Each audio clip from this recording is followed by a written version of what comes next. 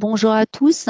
L'équipe qui a réalisé ce travail au sein de l'atelier est sans doute moins pluridisciplinaire que d'habitude, hein, qui est une particularité de l'atelier, puisque cette étude donc, a été principalement réalisée par des ingénieurs, donc Pauline Chazal, qui va faire la présentation avec moi, Vincent Noya, et moi-même Patricia Pelou, et avec le concours d'Anaïs Lopinto, Sandra Roger et Christine Delahaye. Donc ce travail, il a été réalisé dans un cadre partenarial, avec notamment, l'aide d'Île-de-France Mobilité, qu'on remercie, hein, pour l'ensemble des données, notamment issues, des enquêtes globales, des transports qui a été, essentiel pour réaliser, ce travail. Donc à l'aune des bouleversements que nous venons de vivre, hein, avec la crise sanitaire, l'idée de cette étude, a été de repartir des données historiques de mobilité sur une longue durée, justement pour faire la part des choses entre l'adaptation à une situation, exceptionnelle et puis, les changements qui sont plus structurels, déjà engagés, et qui sont largement amplifiés par la crise, aujourd'hui. Donc vous pouvez voir sur ces images, les évolutions de la rue de Rivoli depuis le 19e siècle. C'est vrai que dans cette étude, vous pourrez voir, beaucoup d'avant-après qui sont toujours assez, spectaculaires, et aussi, d'ailleurs parfois source d'inspiration. La façon, dont on se déplace dans le Grand Paris a beaucoup évolué, et c'est vrai qu'on constate qu'elle continue d'évoluer très, très rapidement, comme on l'a vu dans la période récente. Donc on dispose de données précieuses, hein, qu'on partage, avec, nos partenaires, et notamment, depuis la première enquête globale des transports qui date de 1976, ce qui nous permet, dans cette étude de dresser un portrait dynamique, sur 40 ans. Donc pour ce webinaire, on vous propose donc une présentation en 2 parties. La première retrace les tendances passées et les adaptations récentes, et puis la seconde partie, portera plus sur les projets et les innovations, à venir. Donc quelques mots juste pour commencer. Donc 43 millions de déplacements ont lieu chaque jour en Île-de-France, donc c'est évidemment considérable. La mobilité, des Franciliens a continué, régulièrement d'augmenter, hein, depuis 1976, comme vous le voyez sur ces graphiques. Elle a d'abord été portée par, l'augmentation de la population et puis, une véritable augmentation de la mobilité individuelle, d'abord en voiture, et puis, des transports collectifs. On s'aperçoit puisque donc sur ces graphiques, on a la distinction entre Paris, la petite couronne et la grande couronne, et l'ensemble de la région, que cette augmentation de la mobilité concerne l'ensemble du territoire et toutes les liaisons, qui sont concernées. Donc un fait particulier, notamment, du Grand Paris, c'est que la marche est le premier mode de déplacement, en Île-de-France, qui est presque revenu à son niveau de 1976. Donc sur les graphiques du bas, j'espère qu'ils ne sont pas trop petits, mais on voit sur ces histogrammes, l'évolution, des parts modales, et donc simplement pour souligner, le fait particulier de la part des déplacements en voiture, hein, qui n'était que 32 à l'échelle de l'Île-de-France en 1976. Cette part a considérablement augmenté jusqu'en 1997, donc pour atteindre un pic à 45. Et puis depuis, donc la part de la voiture diminue depuis les années 2000, pour revenir, presque au niveau de 76, mais pas encore, puisqu'on est, aujourd'hui à 34. Donc sur l'image suivante, on voit que dans les années 2000, la mobilité, est aussi en forte croissance dans l'ensemble des territoires. En moyenne, chaque, Francilien, se déplace, réalise, on va dire 4 déplacements, par jour. Donc ce chiffre cache de réelles différences, hein, bien entendu selon les profils, les retraités, les étudiants, les actifs, mais également, selon, le lieu de résidence. Donc les Parisiens sont, les plus mobiles avec, plus de 4,3 déplacements, en moyenne par jour, quand les résidents de petite et de grande couronne réalisent autour de 3,7 déplacements chaque jour. Et donc je vais passer la parole à Pauline qui va vous présenter les évolutions en les déclinant par mode de déplacement. Et en commençant du coup par l'usage de la voiture, qui connaît en ce moment une diminution de son usage. Donc c'est une baisse qui a débuté dans Paris depuis les années 90 et qui s'est ensuite étendue.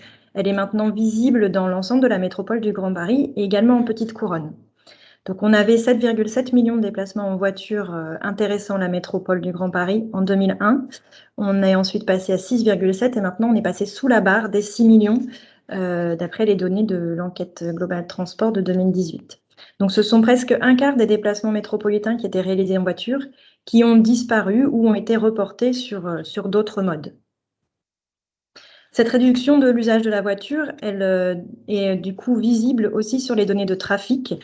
À Paris, on a constaté une baisse du trafic routier de 31% entre 2001 et 2015. Et c'est une baisse que l'on constate aussi sur d'autres axes hors Paris, sur le boulevard périphérique et sur les autoroutes radiales accédant à Paris dans une moindre mesure. Les embouteillages parisiens ne sont pas un phénomène nouveau, comme on peut le voir sur les photographies que vous avez ici, qui datent des années 80. Toutefois, on recense toujours actuellement 300 km cumulés d'embouteillage en moyenne aux périodes de pointe.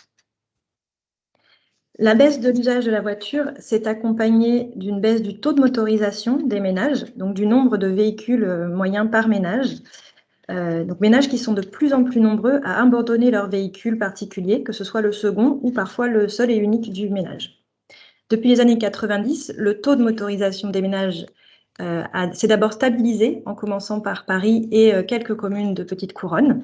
Puis cette stabilisation s'est étendue à l'ensemble du territoire métropolitain.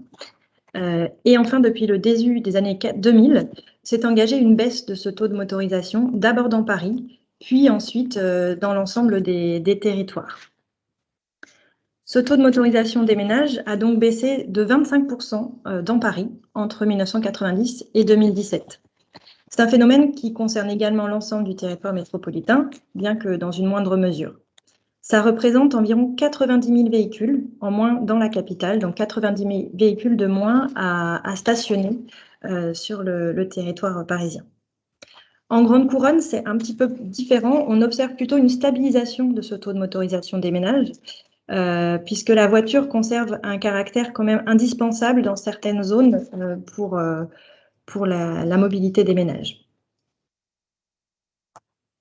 La marche à pied est le premier mode de déplacement en Île-de-France et dans la métropole.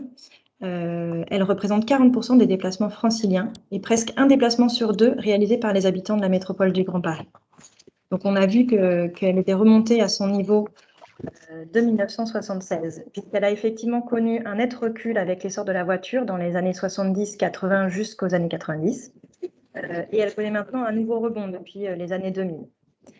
On est en effet passé de 8 millions de déplacements à plus de 12 millions de déplacements à pied actuellement. 12 millions auxquels il faut ajouter une partie du rabattement des 8 millions de déplacements réalisés en transport collectif qui vont accéder à leur transport à pied. La marche à pied est particulièrement utilisée pour des déplacements plutôt en zone dense et dans des secteurs où l'espace public y est adapté et propice. L'essor de ce mode de déplacement s'accompagne donc d'une évolution de l'espace public en accord avec cet usage. On voit des zones piétonnes, des zones de rencontre, des rues ou zones apaisées qui se développent sur bon nombre de territoires métropolitains. Plus récemment, la création des rues aux écoles et la généralisation de la limitation à 30 km/h dans les rues de Paris sont une autre traduction opérationnelle de cette pacification de l'espace public. Cette évolution de l'espace public est nettement visible sur les avant-après que l'on vous propose ici. On voit que les espaces de stationnement ou de circulation routière ont laissé place à des espaces dédiés à la promenade, à la circulation des modes doux, des piétons et des vélos, ce qui a permis aussi de mettre en avant certains points de vue parisiens, à l'image du port de la Tournelle sur les berges de Seine et la cathédrale Notre-Dame, de la place de l'Hôtel de Ville que vous avez ici, ou de la place de la République. Si on passe sur le sujet des transports en commun maintenant, après avoir relativement stagné en dehors de Paris, l'usage des transports en commun est en augmentation depuis le début des années 2000 dans l'ensemble des territoires. On est passé d'un peu plus de 6 millions de déplacements quotidiens à plus de 8 millions en 2018.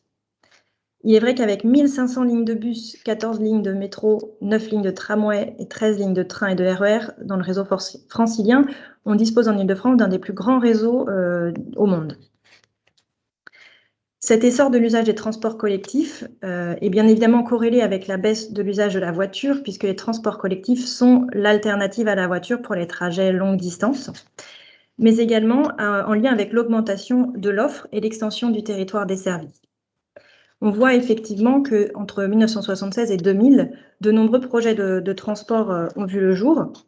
Ce sont en effet 51 km de lignes de métro, 128 km de lignes de tramway, notamment en dehors de Paris, et le développement de cette offre en petite couronne et parfois en grande couronne.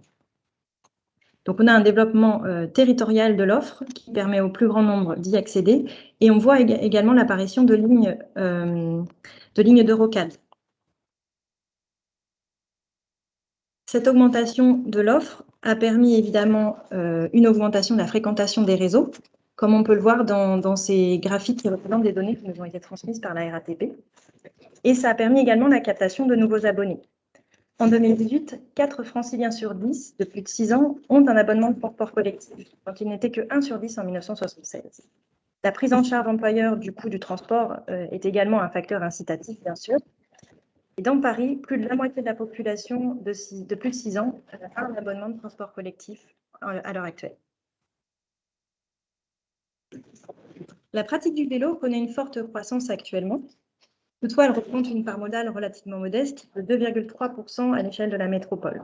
Ça peut sembler modeste, ça représente plus de 600 000 déplacements quotidiens, mais c'est surtout un chiffre qui cache une augmentation récente et significative de l'usage du vélo. Entre 2001 et 2018, le nombre de déplacements réalisés en vélo a été multiplié par 4.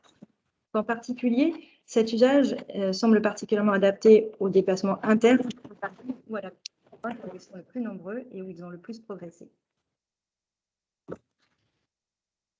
Ce développement de l'usage du vélo s'est accompagné du développement de l'usage du VAE et également du développement des infrastructures dédiées au vélo.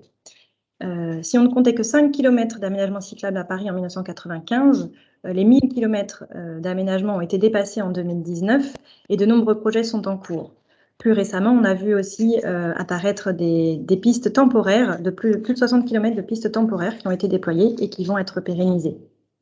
Les aménagements diffèrent en forme selon les besoins et les zones traversées, des bandes cyclables, des pistes cyclables dédiées, sur chaussée, sur trottoir ou des zones pacifiées. C'est tout le package, tout le florilège d'aménagements qui peuvent permettre de sécuriser la circulation des vélos. À cela, il faut ajouter le développement de l'offre de stationnement vélo, qui est importante sur le territoire métropolitain et un facteur clé du développement de l'usage de ce mode. Dans la même dynamique que le développement du vélo, de nouveaux modes ont fait leur apparition sur le territoire parisien et métropolitain.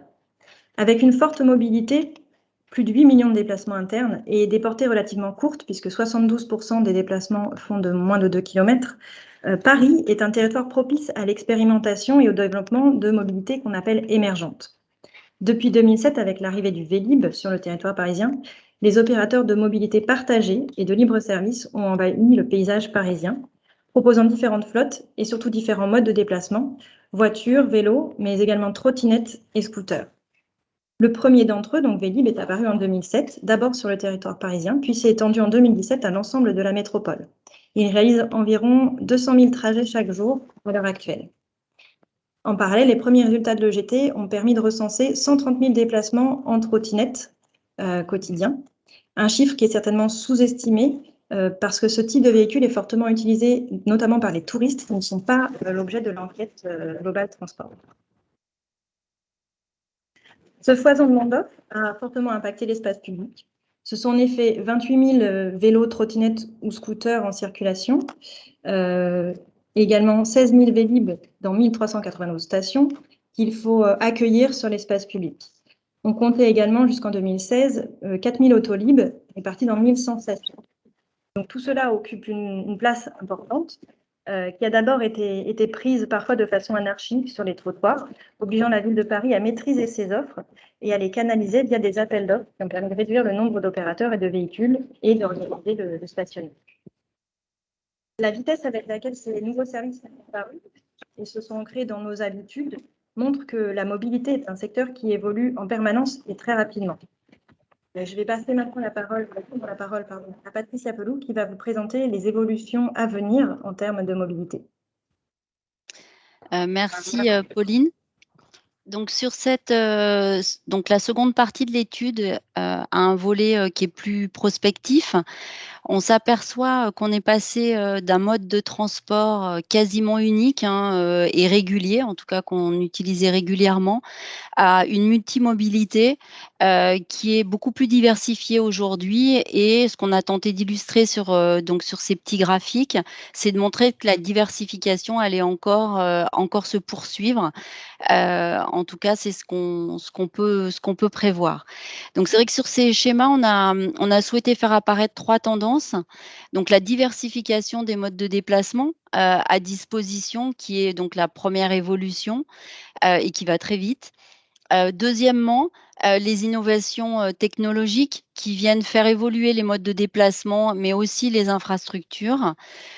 Et puis troisièmement, c'est l'optimisation grâce à un meilleur accès à l'information de l'offre disponible en temps réel et la possibilité, en tout cas, d'avoir un panel d'offres en partage beaucoup plus large, que ça concerne les voitures, les vélos, les scooters et puis bien d'autres encore types de véhicules.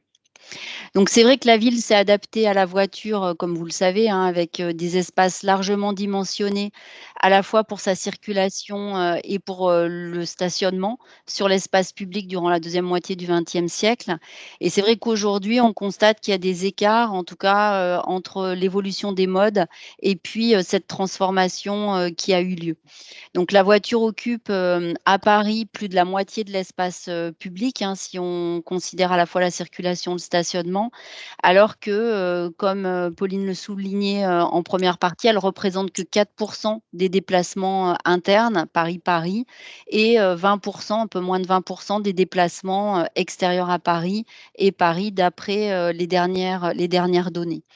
Donc c'est vrai que la tendance actuelle qui est engagée, c'est un rééquilibrage en cohérence avec l'évolution des usages, des pratiques et aussi, faut le souligner, en cohérence avec les objectifs des documents de planification et notamment le plan de déplacement urbain de la région Île-de-France qui était à horizon 2020 et donc sa révision va être engagée.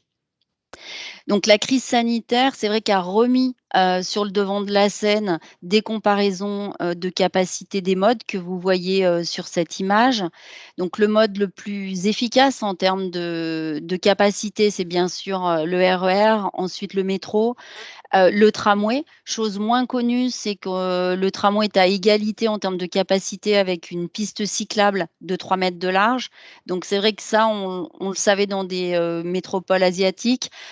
Aujourd'hui, avec les coronapistes, on voit bien les flux considérables qui sont faits sur certains axes. Et puis bien sûr, la voiture reste le mode le plus spatiovore avec un taux d'occupation qui actuellement oscille entre 1,1 et 1,5 personnes par voiture selon les territoires.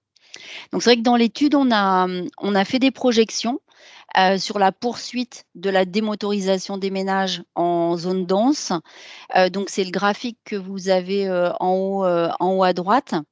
Et donc si on poursuit les tendances qui sont engagées, comme vous l'avez vu depuis les années 2000 dans Paris et depuis 2010 dans le Grand Paris, on peut imaginer que le taux de motorisation se situera entre 0,6 et 0,64 véhicules par ménage dans le Grand Paris, dans la métropole du Grand Paris. Et puis à Paris, en 2030, entre 0,31, 0,30 et 0,34. Ce qui est assez, je dirais, comparable avec d'autres grandes métropoles mondiales.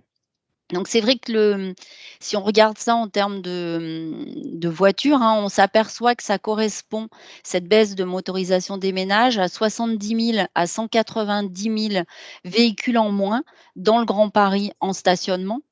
Et puis entre 57 000 et 94 000 véhicules, en moins qui seraient stationnés dans Paris, d'ici, 2030. Donc c'est vrai qu'on voit que, bah, cette situation peut offrir des possibilités pour, mieux utiliser, les parkings, qui sont, d'ores et déjà d'ailleurs en partie, sous-utilisés pour certains. Et puis aussi, bah, travailler à offrir, une pluralité d'usages, sur l'espace public.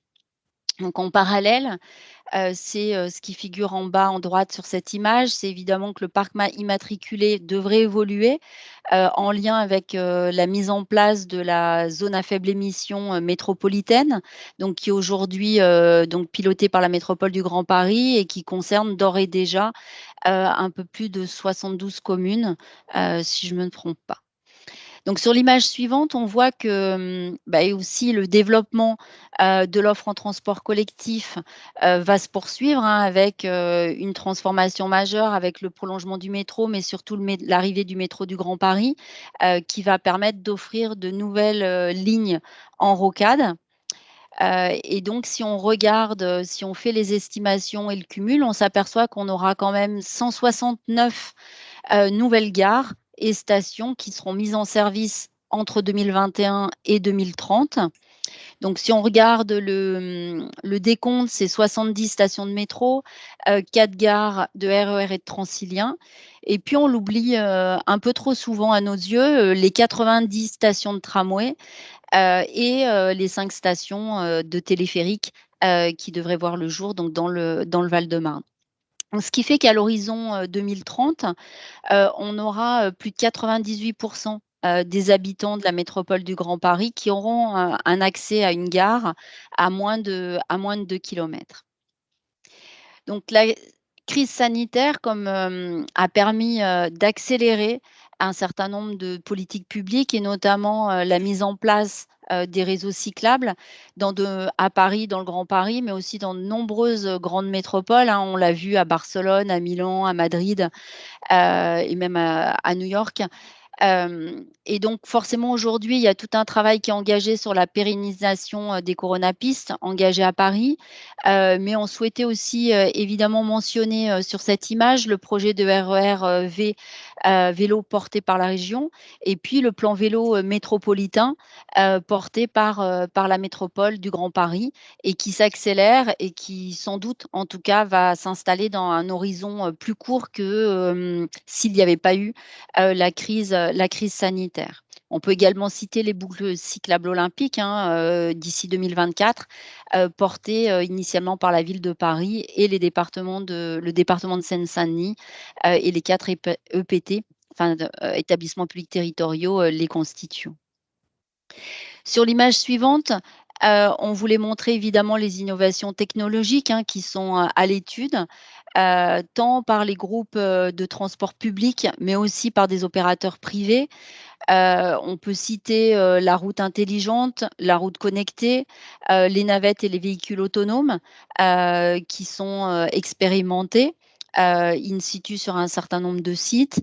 Aussi la mobilité sur l'eau, avec, des hydroglisseurs, des choses futuristes ou bien, des bus amphibies, comme on peut le voir, qui d'ores et déjà, sont en activité, depuis Boulogne et ensuite pour un trajet, dans Paris.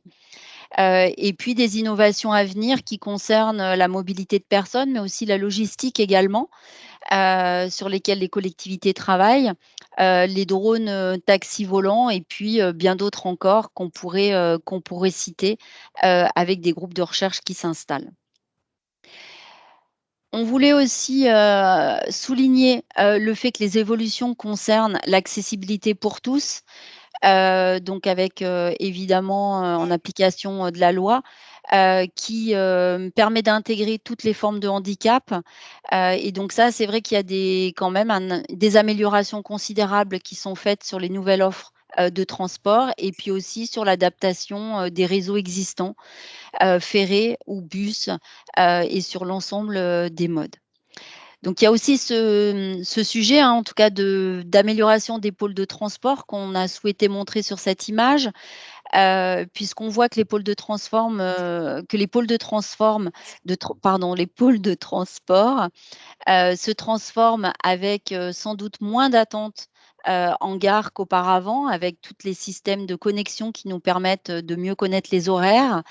Ce qui fait que les espaces évoluent avec des pôles de transport qui se transforment en pôles de service, davantage en lien avec les territoires. On l'a vu à la MIF, hein, avant-hier par exemple, que la SNCF réfléchit donc à l'installation de crèches, d'espaces de coworking qui sont en lien avec les collectivités, avec la montée du télétravail, aussi du travail nomade. Et puis la SGP qui est présente pourra aussi développer et s'exprimer sur sa stratégie par rapport au fonctionnement des gares de demain. L'optimisation donc de l'offre, elle est déployée grâce à des services, à la demande, hein, donc les appuis du numérique, on en a parlé, des technologies MaaS qui peuvent permettre une mutualisation, et une rationalisation des services qu'on ne pouvait pas avoir jusque-là.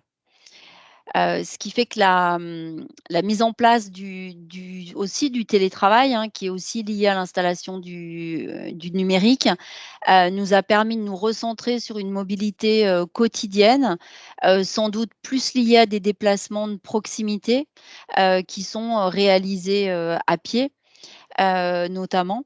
Donc c'est vrai qu'on voit, apparaître des espaces publics qui s'adaptent pour accompagner ce nouvel essor à travers des projets, qu'on voit à Barcelone, à Paris, dans le Grand Paris, hein, avec, la multiplication, de rues aux écoles, des piétonisations, des espaces qui sont plus partagés et puis également l'installation de rues-jardins, puisqu'il y a vraiment eu cette naissance et cette demande très forte d'avoir davantage de nature dans les espaces publics, en plus des jardins, dans les espaces publics, des voies, des rues, plus habituels.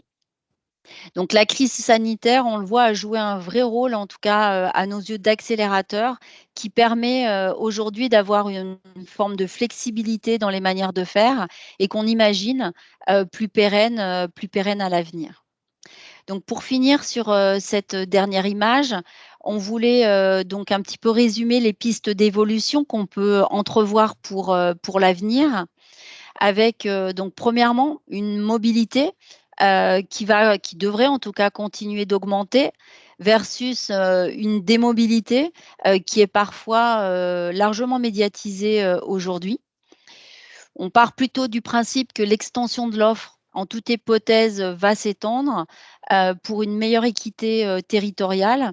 Donc c'est vrai que ça s'adapte, et en tout cas ça concerne à la fois les transports collectifs avec l'arrivée, du métro du Grand Paris notamment, mais aussi des services de micromobilité, dans des territoires aujourd'hui, qui en sont, peu pourvus.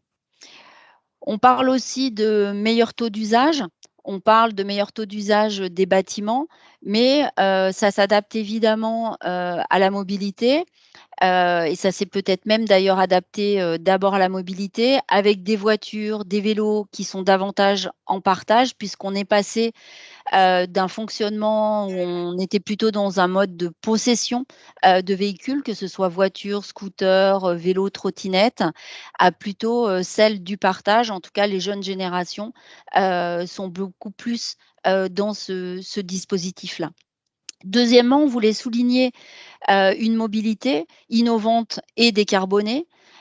Donc là encore, on a 2 modèles, qui, en fait, sont complémentaires ou s'opposent, selon les intervenants. Donc entre le high-tech et puis, le low-tech, puisqu'on voit qu'on a à la fois, des recherches, hein, sur des nouveaux modes, drones, robots, navettes autonomes, mais aussi, versus, le modèle le plus économe qui reste, pour les déplacements de proximité, la marche à pied, et le vélo tout simplement, avec, donc des modes qui existent depuis très, très longtemps. Et donc troisièmement, Le dernier point, c'est la mobilité et les espaces publics, donc qui sont soit vus comme des modes en rupture ou au contraire plutôt un retour vers le futur avec donc l'impact du GPE qui devrait permettre de revoir la géographie urbaine et puis aussi d'avoir ce retour à une mobilité de proximité puisque c'est aussi un mode de vie avec des rythmes et des chronotopies qui s'installent, qui sont plus variables, avec des moments où on travaille, des moments où on télétravaille, des moments où on est sur d'autres modes et d'autres temps de vie, avec une ville qui parfois est plus énergique, assez dynamique, et puis également la ville de la lenteur, aujourd'hui qui est plébiscitée par certains. Ce qui fait qu'aujourd'hui, et à l'avenir, on imagine que les espaces publics seront à la fois évidemment support de déplacement, comme ça a toujours été le cas, mais aussi des espaces de sociabilité qui sont indispensables dans des métropoles notamment denses. Donc, merci pour votre attention. Donc, on va pouvoir recueillir vos questionnements et réflexions. J'ai déjà eu un petit message donc, de la direction de la voirie et des déplacements de l'agence de ma mobilité avec Tristan, donc le guide qui souhaitait intervenir puisqu'ensuite il doit s'éclipser pour aller à une autre réunion.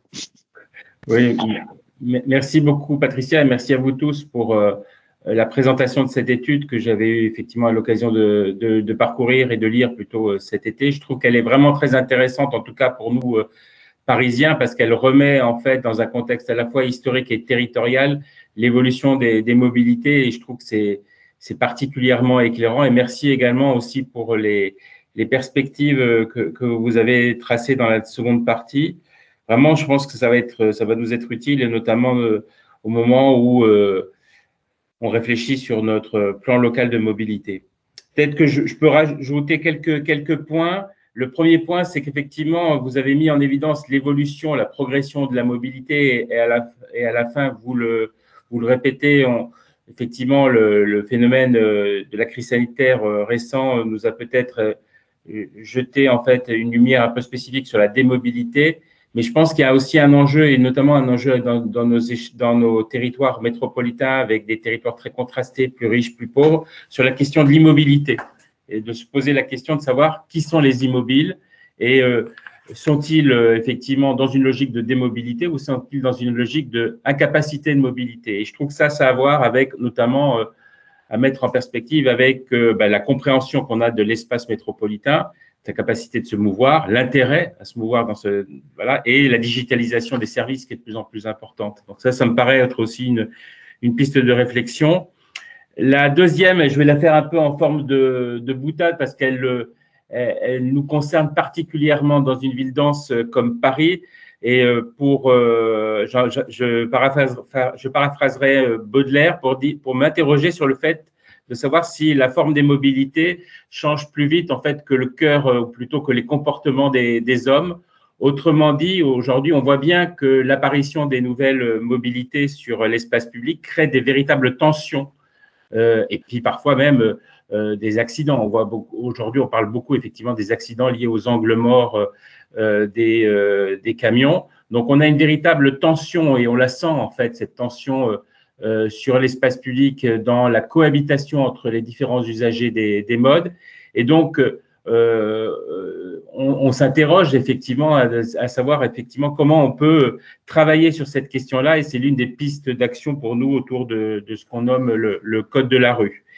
Et en lien avec aussi cette question-là, tu as tout à fait souligné de façon tout à fait juste la question du low-tech et du high-tech, et on voit bien aussi que dans les différentes phases et avec des cycles relativement rapides, le regard sur l'innovation peut assez vite basculer soit avec un regard plutôt high-tech ou soit plutôt avec un regard low-tech, et que là, il y a à la fois, et ce serait intéressant qu'on puisse travailler sur ça, le trend, je veux dire, économique et technique, et en même temps la puissance politique qui est très souvent en fait qui souhaite agir plutôt dans une direction ou plutôt dans l'autre direction, et parfois c'est pas toujours facile à gérer pour les services et pour les acteurs de l'innovation. Tu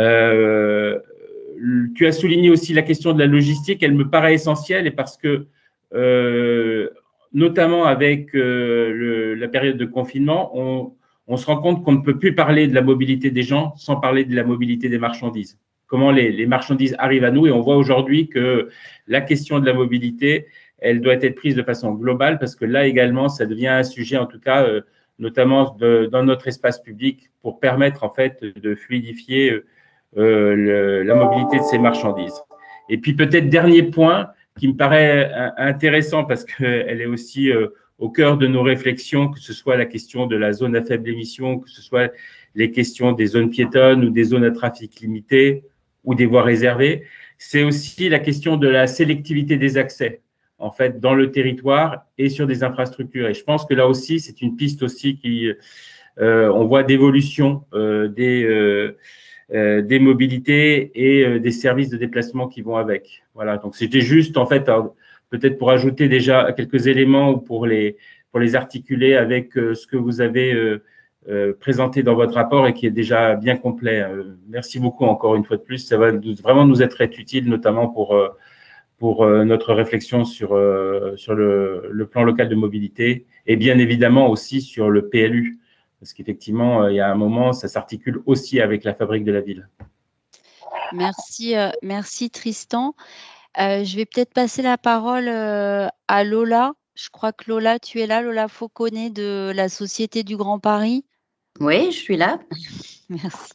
Bonjour. Peut-être une réaction de ta part? Sur le propos de Tristan? Oui, puis sur la présentation et sur l'étude. Non, ce qui nous intéresse beaucoup, c'est le rapport effectivement que vous faites entre l'arrivée des réseaux, que ce soit Grand Paris Express ou les autres nouvelles 160 stations à l'échéance 2030 et la baisse possible de l'usage de la voiture. Nous, ce qu'on peut dire, c'est qu'effectivement, on travaille au quotidien sur ces sujets puisqu'on accompagne l'ensemble des territoires pour réfléchir à la programmation des espaces publics avec un devoir très fort d'anticipation sur les nouvelles mobilités, ce qui s'est accéléré fortement en période Covid. Donc, c'est un enjeu du quotidien que l'on suit 68 fois à échelle des 300 mètres, ces fameux pôles d'échange autour de ces gares, mais bien aussi le lien entre les différents quartiers de gare du Grand Paris Express, où nous avons aussi le devoir de créer et de réparer un petit peu ces coutures urbaines. Donc non, merci énormément pour ce travail où effectivement on a envie d'en savoir encore plus sur les mutations à l'échelle métropolitaine avec l'arrivée de ces nouveaux réseaux à l'échelle 2030. Merci, merci Lola. Je vois qu'Olivier Gonta de la métropole du Grand Paris a levé la main. Oui, merci Patricia. Bonjour à toutes et tous. Olivier Condat, Métropole du Grand Paris. Je vais être succinct d'une part pour remercier à mon tour la qualité du travail présenté. Remercier également d'avoir souligné les impacts attendus de certaines des actions pilotées par la métropole. On pense à la mise en place ZFE, évidemment, au plan vélo métropolitain que vous avez également cité. Oui, on attend de ce plan vélo métropolitain un effet catalyseur sur un certain nombre de projets et de politiques de planification cyclable menées à différentes échelles. J'en profite pour rappeler également l'importance du déploiement Vélib à l'échelle métropolitaine. Vous n'êtes pas sans savoir que la métropole est l'un des principaux financeurs du syndicat. Et à ce titre, voilà, il nous semble fondamental que l'on puisse à terme articuler ces deux démarches. Je terminerai simplement sur vous avez parlé dans votre présentation des impacts aussi de la mise en place du télétravail. On peut noter, on peut souligner quelques initiatives récentes. Je pense notamment à Lille Métropole qui a communiqué sur le fait qu'ils viennent de mettre en place, me semble-t-il, des adaptations d'horaires de travail pour les collaborateurs de leur collectivité, Lille Métropole. L'objectif, c'est l'augmentation des amplitudes horaires de nos fameuses migrations alternantes. Donc, je pense que c'est peut-être des sujets aussi qui pourrait à minima être investigué sur la région et Île-de-France et plus particulièrement sur le territoire métropolitain.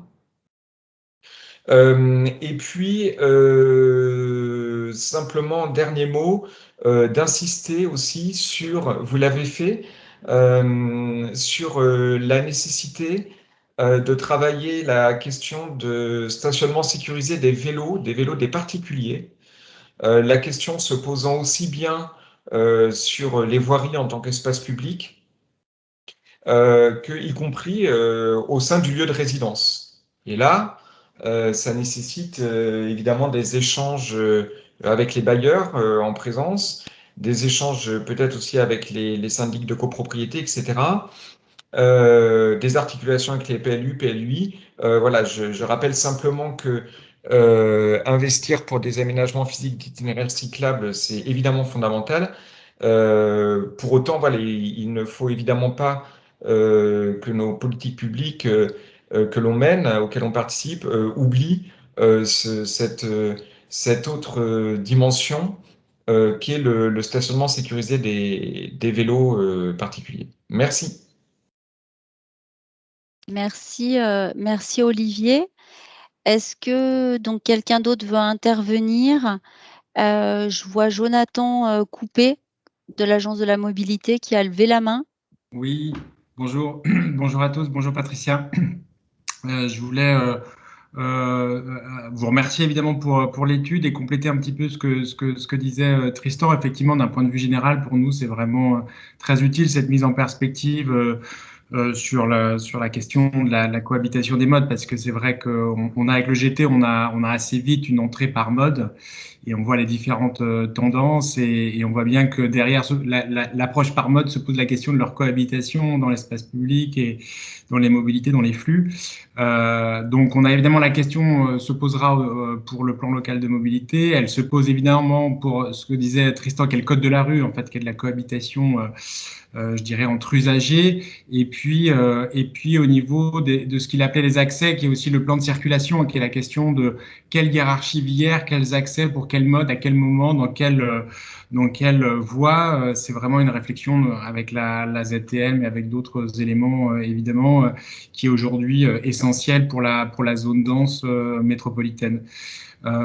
Je vois aussi le sujet de la cohabitation. Il y a la question de la cohabitation synchronique en même temps dans l'espace et dans les flux. Il y a la question de la cohabitation aussi diachronique dans le temps pour les usagers.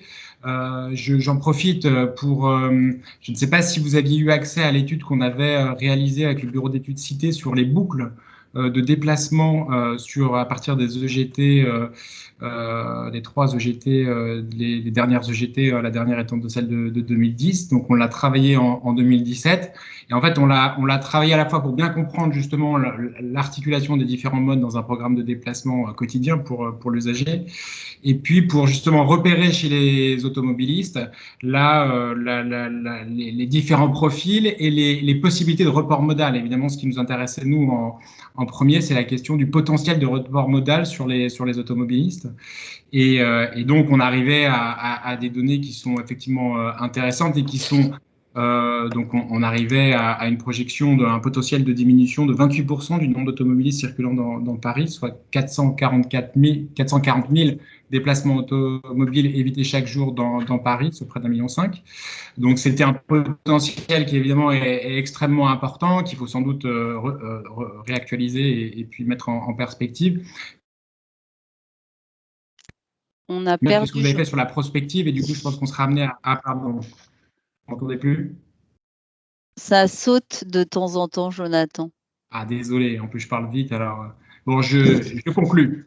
Je conclus pour dire que ce travail-là, il est intéressant dans la perspective de la prospective pour identifier les baisses et construire nos hypothèses de baisse de trafic qui sont, nous, très opérationnellement aussi indispensables dans les travaux de modélisation que l'on fait pour les projets.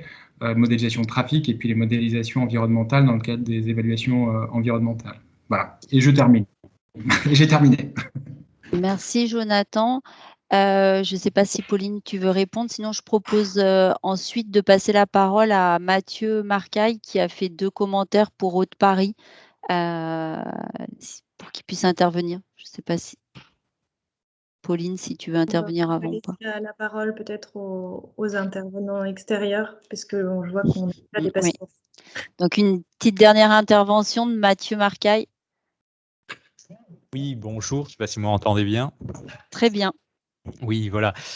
Donc Haute-Paris est très impliqué aussi sur les questions de mobilité, d'écomobilité, par un plan stratégique, et notamment on est partenaire en fait du quartier des Deux-Rives, donc dans le 12e et 13e arrondissement de Paris, et il y a des expérimentations qui ont été menées ces dernières années au mois de septembre de tri en scène, qui sont vraiment, je pense, une expérimentation que l'on pourrait déployer à une plus grande échelle au niveau de la métropole, quand on voit voilà, les capacités de la Seine, de la Marne, de l'Oise qui sont, on va dire, sous-exploitées à ce niveau-là.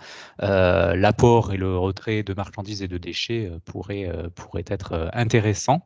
Il y a une autre question qui a été peut-être moins traitée. Nous, on a une problématique Haute-Paris et sur une trentaine de sites. Donc, on a des salariés sur des espaces urbains, périurbains et également ruraux en Île-de-France et au-delà. Et on a une vraie problématique de comment, sur les trajets domicile-travail, mais également intersites, comment faire déplacer les salariés en limitant au maximum, évidemment, les déplacements en voiture. Et c'est vrai que dès qu'on passe sur du périurbain ou évidemment du rural, les inciter à prendre le vélo, même des VAE, c'est compliqué parce que les aménagements sont très limités, voire inexistants. Donc, je ne sais pas s'il y a voilà, au-delà des RER vélo, etc., qui sont une belle avancée. Je ne sais pas si sur l'espace urbain ou rural, il y a des réflexions aussi en Île-de-France sur ce sujet. Merci. Merci pour votre intervention. En tout cas, il y a des réflexions qui s'engagent sur le rabattement en gare, pas uniquement sur le métro du Grand Paris, mais y compris en Grande Couronne. En tout cas, on a eu des échanges, évidemment, je ne sais pas, avec la SNCF, le Transilien. Je crois qu'il y a IDFM, mais peut-être qu'on ne va pas réouvrir un échange vu l'heure. À bientôt. Bon après-midi, merci. Au revoir. Merci beaucoup. Merci, au revoir.